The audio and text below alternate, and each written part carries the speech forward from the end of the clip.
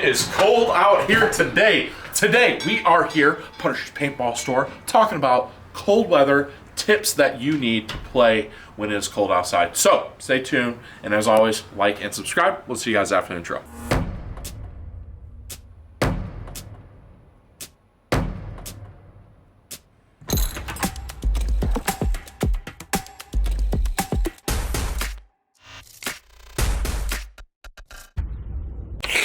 All right, hit him with it. So here we are at our store. I apologize, it's a little chaotic right now. We just got some new equipment in. We're putting up new grid wall here at the store. But we want to get this video out to you guys as soon as possible because winter, unfortunately, is already coming to an end. So with that said, we are here to talk about tips when you're playing in cold weather. What do you need to know if you are getting into the sport, or maybe you're an experienced player and maybe we got some tips for you that you've never considered before. So with that said, we are here to break it down. First and foremost, let's talk about air and let's talk about CO2, carbon dioxide compared to compressed air. We're going to take a step over here, and at this point in the game, pretty much everybody only uses compressed air. There is occasionally sometimes where you will use CO2, carbon dioxide, to play. Most of the time you're going to find that if you're a rental player. The problem with CO2 is that as CO2 compresses, it gets cold and it becomes a liquid, and as it discharges, it becomes very, very cold. It's very easy for the CO2 to freeze over, freeze your paintball gun, freeze the O-rings inside the paintball gun, cause the gun to leak, and cause the gun to not function properly. What if there's electronics in that marker? Electronics, definitely not if there's electronics in the marker, because it will freeze your solenoid over. So you definitely don't use CO2 at all if you're using an electronic paintball gun. But if you are, you know, just playing with a Tippmann or something like that, or a Spider or a Zoden marker, we definitely suggest using compressed air because it is going to be at room temperature. As you discharge, you are going to get a slight, a change in temperature, but it's not going to be nearly as bad and as exaggerated as if you use carbon dioxide. So step number one, use compressed air. Got a couple of different options of tanks here for you too. We do, yeah. Yep. So compressed air comes in different forms. Your aluminum tank is going to be budget friendly, $49.95 for the HK Army 48-3000. You're not going to get as many shots as you would if you get a carbon fiber with a better reg, but you're spending a lot more money there. So your better option is to just start with the 48-3000, and then when you can afford it, work yourself into that more expensive option. Another thing, let's talk about paintball guns. So paintball guns is one of those things where you've got like Tippmanns, for example, here, and these operate pneumatically, meaning they operate via air pressure. Between the 98 Custom and the A5, they are simply pneumatic, meaning there's no electronics involved in them whatsoever. And there are other options out there, electronic options such as the Planet Eclipse GR5, which we're going to come over here and show you guys this marker here. And believe it or not, most of the electronic guns are actually better in cold weather. They use a solenoid, they use a board and a microchip, and they do a better job of being able to function the entire time. As you shoot a bunch of paintballs, this marker is going to get very cold, so is the compressed air, and you run the risk of the gun freezing up, O-rings becoming frozen, causing leaks and everything else like that. The O-rings start to become brittle and hard, so it is not uncommon, even if you spend $2,000 on a paintball setup, if you're out, it's 10 degrees outside and you're just letting it rip, it's not uncommon for guns to leak. Let's just be honest. This game is just not meant for the cold. It isn't. So let's talk about that first and foremost. Your best option is if you live, north of the middle of the U.S., your better option is to try and find an indoor field. With that said, most indoor fields are only going to be speedball related. So, unfortunately, if you're a true rec player, it's very difficult to get out. Your better option is to go to a beginner night at one of those fields, see if they have a beginner option, and go out and play and get experience with some airball, whatever the case may be. But there's not a ton of paintball fields that do like a town scenario inside, unfortunately, as compared to, obviously if you go out and play outside in the middle of summertime. If you have one, let us know in the comments where it's at. For sure. Your better option, though, is to try and use your resources between Facebook, Google, Reddit to see if there's any indoor options that are within drivable distance. If not, if you got to play outside, this is where a lot of this stuff starts to apply. So, we talked about compressed air, we talked about markers, we talked about, basically your best option is to try and find a paintball marker that is known for functioning well in cold weather. The Planet Eclipse markers are pretty reliable in our findings. Actually, the Lux and Shocker markers tend to function best in cold weather. Which is a couple of these bad boys. Yeah, so like the Lux Idol that we have here, that is Lux's high-end option. You're going to spend $1,600 for this bad boy.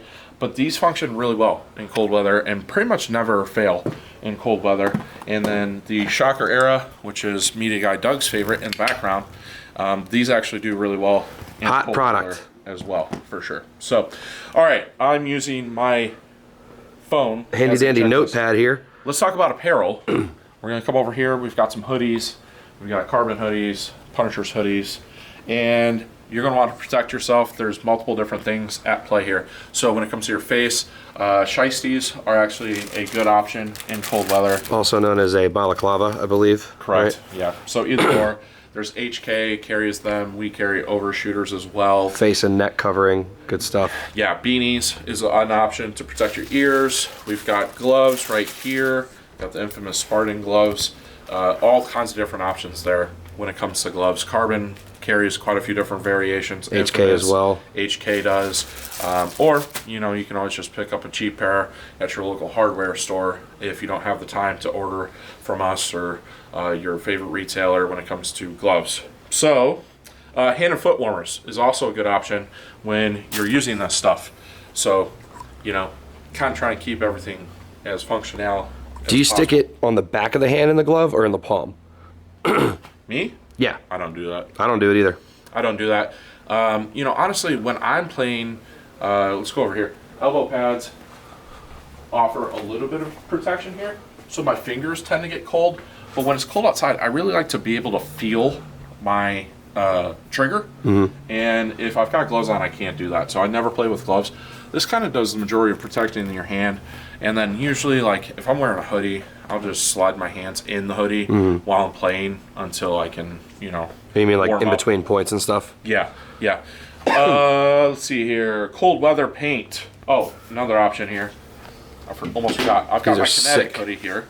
These are basically just a reinforced hoodie with paintball options. Kinetic does have newer style versions that we plan on carrying. And these are really nice, very high quality build. They've got Kevlar and faced reinforced elbows. Just overall really nice, very warm. How much are those? Breathe much. This is the Gen 1 option. I think the Gen 2s are like 120, 130, I want to say. Fair. So it's an expensive hoodie, but it's built well. Like, it's very thick and double stitching, so you're not going to have issues. Or if you just want the cheap option, you can obviously bring your favorite Tear up hoodie. your own Punisher's paintball hoodie. That's right. Okay, so we talked about guns. We talked about that. Let's talk about paint. Paint's the next thing here. Yep. So I'm going to come over here. Paint is tough. Paint's one of your biggest battles. Besides your gun functioning properly, your paint is also going to be a game changer. So as you guys can see here, we have a lot of tournament paint in stock right now. Got Dynasty, 5-star, 4-star. We've got one case of this Triumph. Triumph is a beginner level paint. Beginner level paint is actually better in cold weather because it is a more robust shell. Those shells are made for higher pressure output guns, such as the Tippmann style of marker, so that can withstand a higher operating pressure.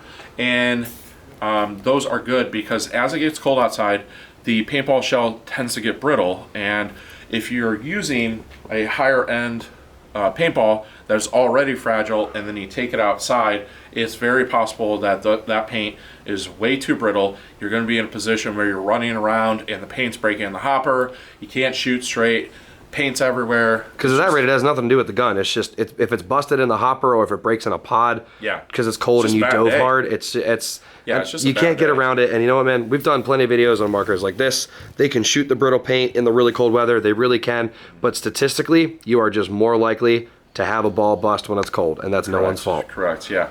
Another thing that you're going to want to consider is making sure that you have a decent stock of barrel swabs, whether it's Falcon, HK Army, Exalt. Those are going to do you justice by having 2 or 3 of those when you play, just in case one gets, soaked with paint from you chopping paint, which unfortunately that's just a reality. No matter what marker you use, what paint you use, you're at a higher likelihood of breaking paint while you're playing and it's cold outside. So extra barrel squeegees is also always a better option. Okay, so a few more points to make before we let you guys go. Another thing is, as you guys can see behind me right now, it is overcast outside. Doug brought this up. I thought it was a really good point that it is better to use clear lenses when it is cold outside because most of the time it's going to be overcast. Most of the time you're not going to have a sunny day where it's 20 degrees outside. It's going to be overcast like it is currently. And the playing conditions are just not nearly as bright as when it's, summertime and sunny outside. Right. So with that said, we recommend yellow lenses, clear lenses. You've got HD options as well. Those are going to be your best options. If you use like a mirror style, they tend to be a lot darker, and those are made for when it's nice outside, it's bright outside, summertime, all that good stuff. So definitely consider making sure that you have a clear lens or an HD lens or a yellow lens when it is overcast outside and it's cold outside. Just throw it in your bag, have it available. That's a great option. 2 more things to point out before we let you guys go. 1, fresh batteries are necessary. Make sure that you know what type of batteries that your marker uses and have them in your bag. Make sure they're fresh. You just bought them from the store. The reason for that obviously is as it's cold outside, batteries tend to not function as well. So if you've got your Geo R5 here, for example, and it's at half charge, the batteries are half charge. When it's cold outside, it could potentially affect the function of the marker. So I have seen that in cold weather where someone's like, hey, my gun's not working. I'm like, well, did you put fresh batteries in it? And it was simple as that. So I've had days where I've started the day with a full battery, and by maybe only 2 hours in, it says it's at half. Once it's warm again, it'll read higher, but in the cold, that battery is not going to want to hold its charge as well. Yeah, for sure. Same thing with, your paintball loaders, like your Virtue, your die, bunker keys, all that stuff. You're going to make sure most of these loaders operate on AA's. You're going to want to make sure that you have fresh batteries in those. It's just going to create one less possible issue for you when you're out playing. And last but not least, dry clothes for after you're done playing, guys. So especially if you carpool, be kind to whoever's car you're going to be in, please. Yeah, be kind. Something like this Kinetic hoodie here, it's very thick. So, if say it's only 25 degrees outside, it's not super cold outside, and you're out there, you're playing, you're walking around, then you go out, you play, and you start running around, you can get sweaty. That's no fun, right? Right. So you want to make sure that the worst thing that you can do, put yourself at a higher risk for hypothermia, is to be sweaty and be wet, right? And then have to, potentially play in that or hang out in that for the rest of the day. So dry clothes, an extra shirt, dry extra clothes, hoodie, extra pants, clean shoes, all that. Socks. Yes. Socks, definitely very important. Socks, and then, a nice pair of boots or something like that are waterproof. Those are always a good option for after you're done playing. Doug? That was very comprehensive. Yeah. We definitely touched on a lot of subjects there. If you guys have any... Oh, one last thing. When it comes to paint, something I do that's a tip that maybe not a lot of people have thought of.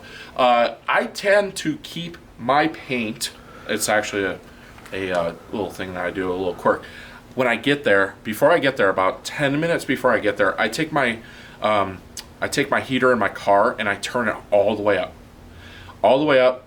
As high as it will go, temperature-wise, as fast as that fan will blow, and I just crank it for about 10 minutes before I get to the field, get my car nice and warm, and then I will keep my paint in my car and let it sit in my car.